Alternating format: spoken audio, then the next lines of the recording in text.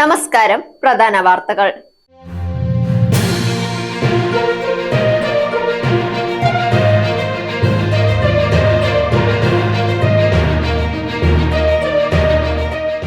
Youth കോൺഗ്രസിന്റെ അശ്ലീല അപവാദ പ്രചരണങ്ങൾ നിയമസഭയിൽ തുറന്നടിച്ച് മന്ത്രി വീണ ജോർജ്. വിഴിഞ്ഞത്ത് മദർഷിപ്പിനെ സ്വീകരിക്കാൻ എല്ലാ ഒരുക്കങ്ങളും പൂർത്തിയായി മന്ത്രി വി എൻ വാസവൻ. പടിയിറങ്ങാൻ സമയമായി ഏഞ്ചൽ ഡി മരിയ. വാർത്തകൾ വിശദമായി.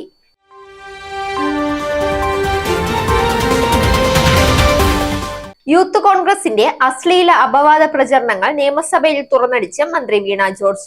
അതിനീചമായ രീതിയിൽ കോൺഗ്രസ് നേതാക്കൾ സോഷ്യൽ മീഡിയയിൽ വനിതാ നേതാക്കളെ അപമാനിച്ചു. കോൺഗ്രസ് നേതാക്കളുടെ മനോഭാവത്തിൽ മാറ്റം വരണമെന്നും മന്ത്രി പറഞ്ഞു.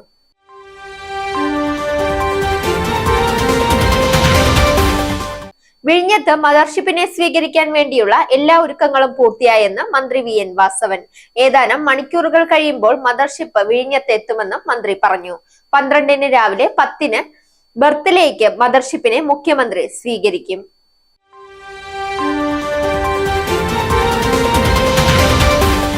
ഇനി കായിക വാർത്ത. അർജന്റീനയുടെ ദേശീയ ഫുട്ബോൾ ടീമിൽ നിന്ന് വിരമിക്കുന്നുവെന്ന പ്രഖ്യാപനവുമായി ഏഞ്ചൽ ഡി മരിയ രംഗത്ത്.